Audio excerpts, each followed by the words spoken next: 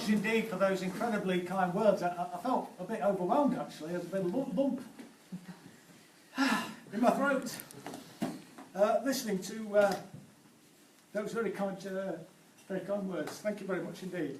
It's quite an evocative location to be here this evening, because this community centre is named after my late wife Lonnie Wilson-Croft, when she was the councillor for Normanton, and she wasn't a councillor here for that long actually. She was a councillor for many more years in the old Babington ward. Those of you that have been around Derby for a bit longer will remember Babington ward, and when there were some boundary changes, Babington ward no longer existed, and they created a new ward, and Lonnie, there was no place for her, so she looked around and she got some links and family and so on with Macclesfield, so she got selected here, and she was only the councillor here for, I think, for 2 years before she passed away.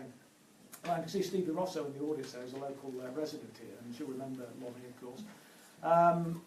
And she made such an impact that the community felt it was appropriate and apt, because she worked hard to try and get a community centre for the local area, to name this community centre when it was opened after her. And I had the privilege to come and open it, and I had the further privilege to come and commemorate its 5th anniversary. So we thought it was particularly apposite to actually launch this campaign here this evening at the Lonnie Wilson-Croft Community Centre, so they can win back, get those 41 votes and win back this seat for Labour once again.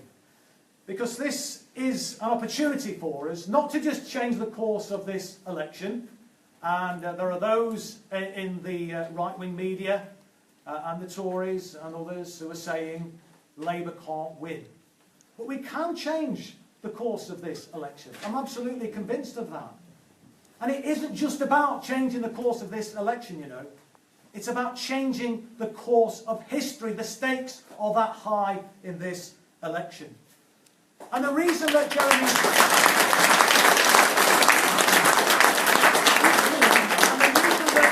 Jeremy Corbyn is being traduced and demonised and ridiculed by the establishment media, by the Tories, is because he is seeking to lead this country to a new consensus where we have a more compassionate, caring country, and away from this terrible situation that we have today, where there is so much poverty and deprivation. And I've lived in and around Derby all my life, and I can see many people here have lived in the city a long time, some longer than me. And I remember the city's history. And I remember growing up and walking around the town centre as it was then. And you didn't see beggars on the street, did you? It just didn't happen, did it? What went wrong? We didn't have, well, exactly, Maggie Thatcher, absolutely. We didn't have food banks. We didn't have people sleeping rough on the street. There were plenty of jobs for people. I mean, I left school with no qualifications, a bit of a scally, but it was very easy to get in and out of. Some people say I still am. It was very easy to get in and out of work. I remember falling out with no ender gaffers, telling to stuff the job, and the next week I was in a new job. The balance of power was very different. It was very much in the hands of ordinary working people. And each year, year on year, inequality was diminishing. A bigger and bigger proportion every single year of the national income was going to workers in their wage packets. But since 1979, it's been going in the opposite direction. I remember housing as well, and how much easier it was to get yourself a house. Ordinary working class people could realistically aspire to home ownership. It was very easy to get a council house. You go down to the council and you would say, it was on Traffic Street then, I want to put my name down for a house, and literally within a few weeks you get one. Well, now you're kind of waiting years and years and years. You've got to have huge social need in order to have any chance of getting a council house, because they've all been sold off. Well, the vast majority of them have been sold off, and the ones that have been sold haven't been replaced by new council houses. And of course the rail industry and the utilities were in public ownership, and people weren't ripped off. You know, we've got the highest rail fares in Europe and some of the worst services. We see these big six utilities ripping off people, and every single year in this country thousands of people die because they're living in cold houses. How can that be happening in the 6th biggest economy in the world? It's a stain on our national character. is it not? It's a crime. It is a crime. And it's all been brought about by Tory ideology. This Tory ideology, of course, is inconsistent with decency. In my view, it's alien to British values of fairness and compassion. And I say to you that we don't go into this election, or we shouldn't go into this election, having an argument about, oh, it's left or right. In my view, it's not a question of left and right, it's a question of right and wrong. And it is wrong at the moment. So many people are living in abject poverty in the sixth biggest economy in the world. And it's simple common sense, isn't it, at the end of the day as well? It's common sense that you care for the population, that you have an economy that works for everybody. And if you have an economy that works for everybody, then the whole nation benefits from it. And if you kind of think through some of the policies that Labour's already announced, and obviously our manifesto has not been published yet, but there will be more included in what will be an exciting policy programme. But just look at what we've already said. A £500 billion national investment bank to invest in our economy. That will have a huge impact in terms of improving the nation's infrastructure, building the houses that we need, tackling a social need, creating jobs, well-paid jobs, and generating economic growth at the same time. Because if you put money into ordinary people's pockets, and if you give Britain a pay rise, what do they do with it? You spend it. And if you spend it, you're generating economic growth. Unlike the present system, where in this sixth biggest economy in the world, more and more and more of the nation's income and wealth is being accreted by the top 0.1%. I mean, how much money do they want? How much money can they spend? They can't spend in the same way that if you distribute that money out. And they benefit as well because you have a more cohesive society. So it is absolute plain common sense. And of course, if you're putting people back to work and they're spending their money and they're generating jobs, they're also paying tax and national insurance contributions on their income. They're also paying VAT on the goods that they're able to purchase. And that can then be utilised. That can then be utilised to pay for our public services. And of course, what we've also said is that we will clamp down on the industrial scale tax evasion, which goes on every single year.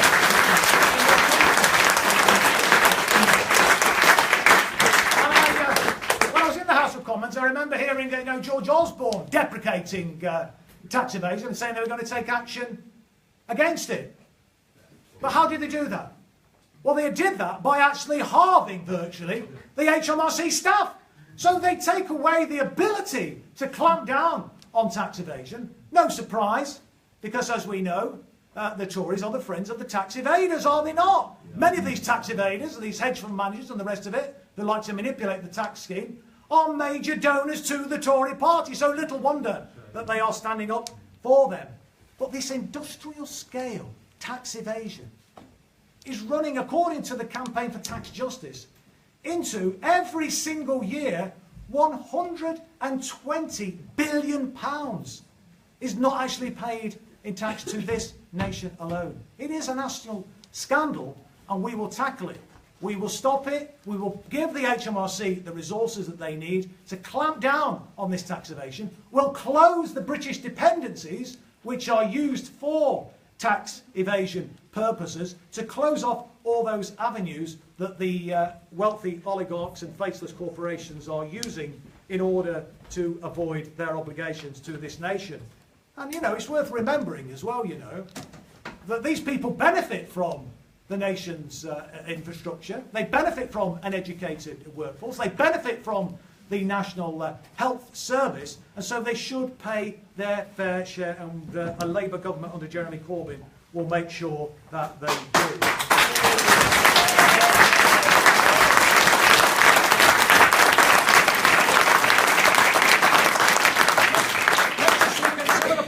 Other policy announcements, though, that have been made. I talked about the scandal, the housing scandal, this massive housing crisis that we have in our nation. people sleeping rough on the street in St Peter's Street in Derby and beggars and the rest of it.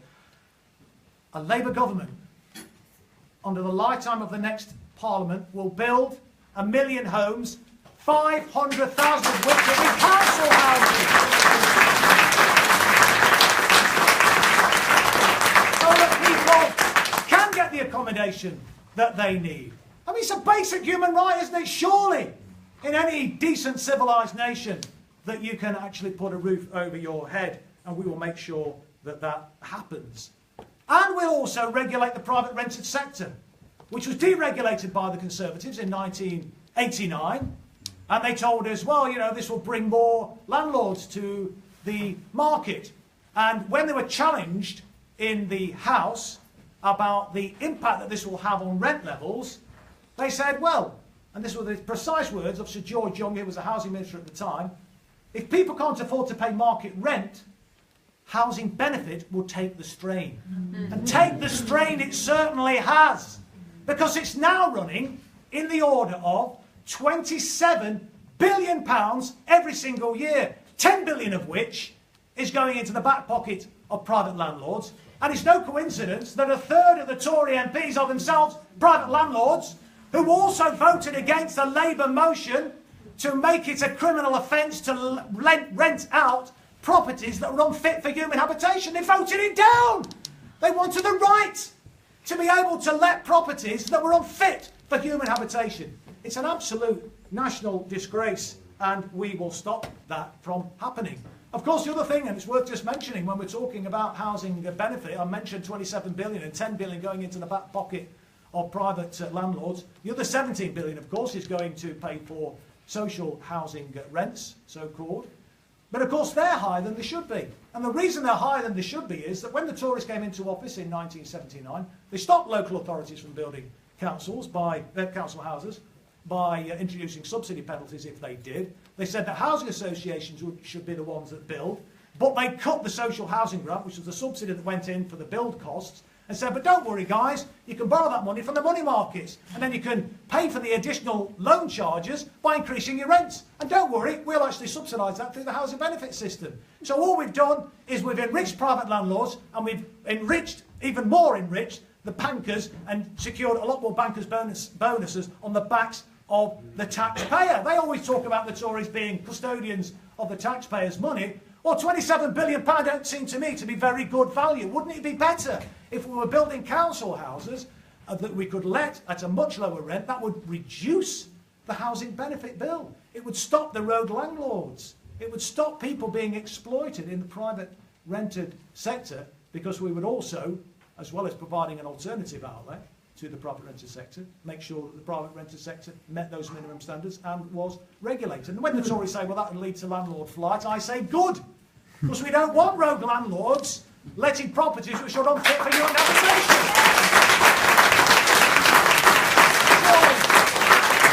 A decent, compassionate society ought to be providing the houses that people need. And again, you know, a mixed economy. We have council houses, we have housing association houses, and we welcome, of course, responsible private landlords. So that's housing. And council houses, houses that people will be able to buy again, and regulating the private rented sector. We'll also reverse the appalling cuts to our education system. £3 billion worth of cuts. There's a app you can go on to, despite Theresa May saying, oh, you know, we're investing in education. There's a little app you can go on to which shows you how much your school is going to lose as a result of these Tory cuts. I don't know if there's any teachers in the audience here this evening, but I'm sure you'll know that when Theresa May says that they're investing in education, she's speaking with forked tongue. The state sector is being starved of the resources that it needs, and yet they're throwing money at free schools, which don't work, and they're throwing money, and they want to throw money, at grammar schools. I mean, goodness me, they want to go back to the 1950s. Absolute disgrace. So we will actually reverse the cuts in education. We'll also bring back the education maintenance allowance, which was a really important and valuable way in which it helped young people to stay on at school, gave them a little bit of income, and that was a mean-spirited cut that the Tories brought in when they came into office alongside the Liberal Democrats back in 2010. And also the biggie. Remember the Liberal Democrats signing a manifesto pledge in blood that they would not vote to increase tuition fees, and then they went and tripled them. Well, Labour will abolish tuition fees. And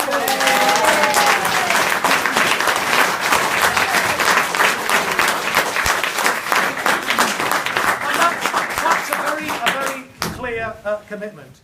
And we'll also support small business. Small business is the backbone of our economy, and the Tories are bleeding them dry. They seem to prefer the big corporations in terms of the tax advantages that they enjoy, whilst doing very little, if anything, to help small businesses. And one of the things that we've said that we will do is that we will force these big corporations that when they are taking on smaller companies to provide them with services or supply them with goods, that they will be obliged to pay the bills within 30 days, because it creates a massive cash flow problem for small businesses, and there will be tax cuts as well for small businesses to help them to thrive and to grow.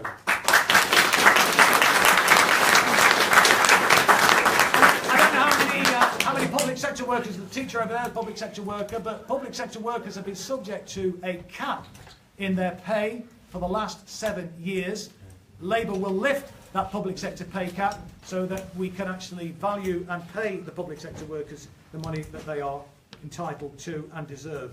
A £10 minimum wage, again a great policy so that we can abolish poverty pay in this country. It is a scandal, it seems to me, that 5.5 million people are surviving on very meagre wages, just to put around the minimum wage, and millions of people are forced to use food banks every single year. 1.2 million according to the Trussell Trust last year. What kind of society is it when the biggest economy in the world, when people are forced to use food banks in that way? And we'll tackle the gender pay gap and force companies to publish the differentials so that we can tackle the unfairness in the workplace where women's pay still lags behind that of men. What is it, 40 years after the Equal Pay Act was brought in by the Labour government? It's a national scandal. This is the next step to make sure we can actually plug that gap.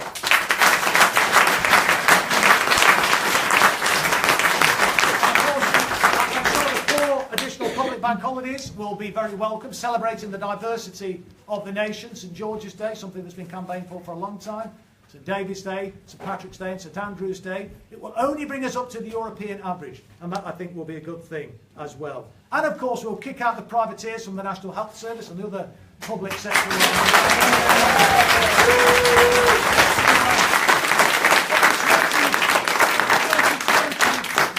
£5 billion will be taken out of the National Health Service by the private sector. It's not going to happen under a Labour government. And we'll make sure that we care better for carers in our community as well. The Labour government would see a 17% rise in the carers allowance for people who are caring for disabled loved ones, and not before time.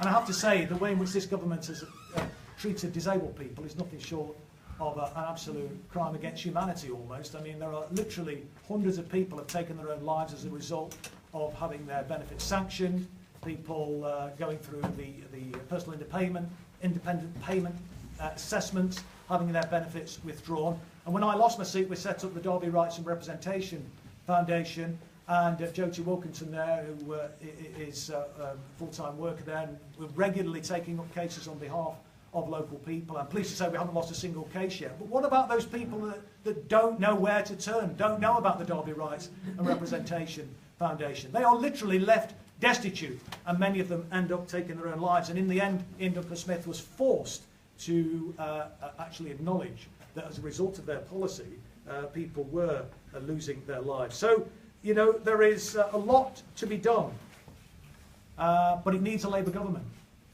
We can change the course of history.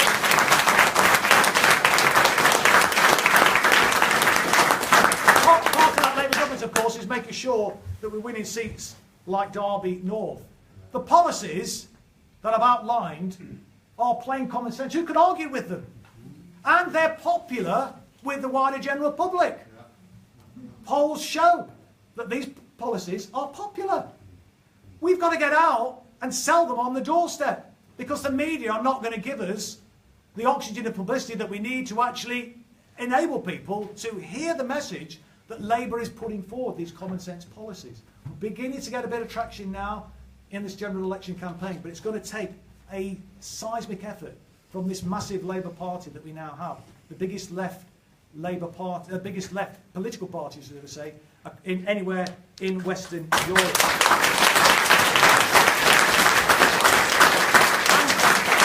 In order to achieve this victory, we need to rediscover the spirit of 1945. The country was broke in 1945. Winston Churchill told Clement Attlee, don't go making any rash promises because the country is broke and we can't afford it. We need a period of austerity after the Second World War. But Labour was swept back to power because my mum and dad's generation had said they'd had enough. We weren't going to go back to the grinding poverty of the 1930s. Those heroes of the Second World War built a better society. And just as they were heroes to us, we can be heroes to the future generation by making sure that we win in Derby North, we win across the country, we build a socialist Labour government to transform this government once and for all.